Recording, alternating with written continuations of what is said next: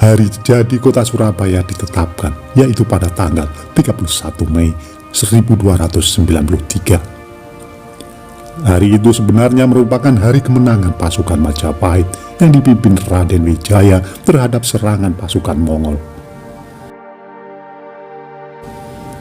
Pasukan Mongol yang datang dari laut digambarkan sebagai Sura, ikan hiu berani, dan pasukan Raden Wijaya yang datang dari darat digambarkan sebagai Baya, buaya, bahaya. Jadi secara harfiah diartikan berani menghadapi bahaya yang datang mengancam. Maka hari kemenangan itu diperingati sebagai hari jadi Surabaya. Pada abad ke-15, Islam mulai menyebar dengan pesat di daerah Surabaya. Salah satu anggota Wali Songo, Sunan Ampel, mendirikan masjid dan pesantren di wilayah Ampel. Sebelum melanjutkan nonton video ini, bagi yang suka dengan video-video kami, tolong bantu subscribe, like, komen, dan share. Bagi yang tidak suka, abaikan saja. Kami di sini tidak ada niat untuk menyudutkan orang-orang yang terlibat. Kami di sini tidak mengurangi atau menambah isi sumber untuk menjaga otentisitas sumber. Kami di sini hanya mengulang sejarah-sejarah yang sudah ada.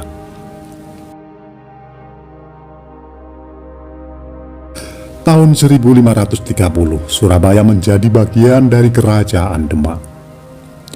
Menyusul runtuhnya Demak, Surabaya menjadi sasaran penaklukan Kesultanan Mataram. Diserbu Senopati tahun 1598,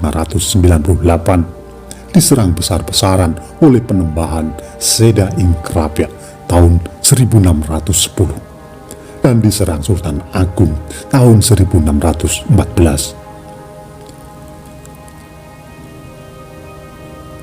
Pembelokan aliran sungai berantas oleh Sultan Agung akhirnya memaksa Surabaya menyerah. Suatu tulisan VOC tahun 1620 menggambarkan Surabaya sebagai wilayah yang kaya dan berkuasa. Panjang lingkarannya sekitar 5 mil Belanda, sekitar 37 km. Dikelilingi kanal dan diperkuat meriam. Tahun tersebut untuk melawan Mataram. Tentaranya sebesar 30.000 prajurit. Tahun 1675, Raden Trunajaya dari Madura merebut Surabaya. Namun akhirnya didepak VOC pada tahun 1677. Dalam perjanjian antara Pakubuwono II dan VOC pada tanggal 11 November 1743, Surabaya diserahkan penguasa kepada VOC. Gedung pusat pemerintahan Karesidenan Surabaya berada di mulut sebelah barat Jembatan Merah.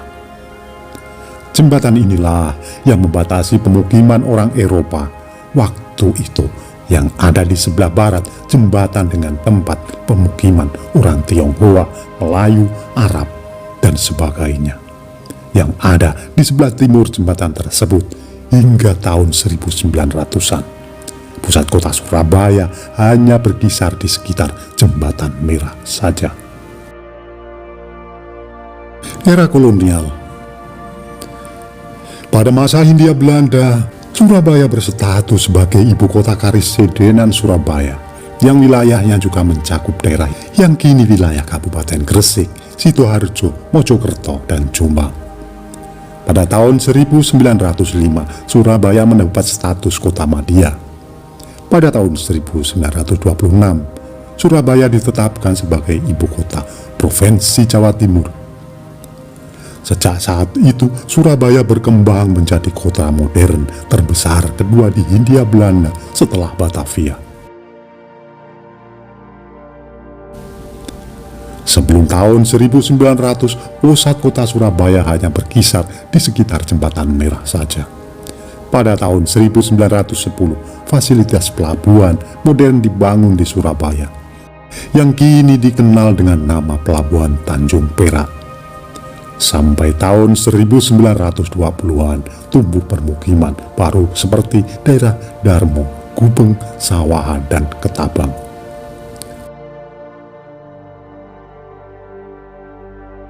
Tanggal 3 Februari 1942, Jepang menjatuhkan bom di Surabaya. Pada bulan Maret 1942, Jepang berhasil merebut Surabaya. Surabaya kemudian menjadi sasaran serangan udara tentara sekutu pada tanggal 17 Mei 1944. Daerah kemerdekaan. Pertempuran mempertahankan Surabaya.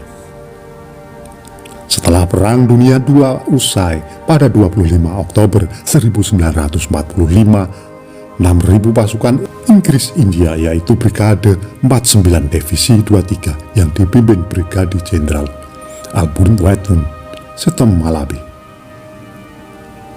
mendarat di Surabaya dengan perintah utama melucuti tentara Jepang, tentara dan milisi Indonesia. Mereka juga bertugas mengurus bekas tawanan perang dan memulangkan tentara Jepang. Pasukan Jepang menyerahkan semua senjata mereka, tetapi milisi dan lebih dari 20.000 pasukan Indonesia menolak. Pada 26 Oktober 1945 tercapai persetujuan antara Aryo Sorjo, Gubernur Jawa Timur, dengan Brigjen Auberti Malabi bahwa pasukan Indonesia dan milisi tidak harus menyerahkan senjata mereka. Sayangnya terjadi salah pengertian antara pasukan Inggris dan di Surabaya dengan markas tentara Inggris di Jakarta yang dipimpin Letnan Jenderal Philip Christensen. Pada tanggal 27 Oktober 1945 pukul 11.00 WIB, pesawat Dakota Angkatan Udara Inggris dari Jakarta menjatuhkan selebaran di Surabaya yang memerintahkan semua tentara Indonesia dan milisi untuk menyerahkan senjata. Para pimpinan tentara dan milisi Indonesia menjadi marah ketika membaca selebaran ini dan menganggap Brigjen Malabi tidak menepati perjanjian yang ditandatangani 1 hari sebelumnya. Pada 28 Oktober 1945, pasukan Indonesia dan milisi menggempur pasukan Inggris di Surabaya. Untuk menghindari kekalahan di Surabaya, Brigjen Malabi meminta agar Presiden RI Soekarno dan Panglima Pasukan Inggris Divisi 23, Mayor Jenderal Douglas Hawthorne, untuk pergi ke Surabaya dan mengusahakan perdamaian. Bersambung, nantikan video yang selanjutnya. Itulah tadi ulasan singkat kami mengenai asal-usul kota Surabaya. Apabila ada kesalahan dalam kami menyampaikan, mohon diluruskan dan mohon maaf. Terima kasih yang sudah menonton sampai selesai.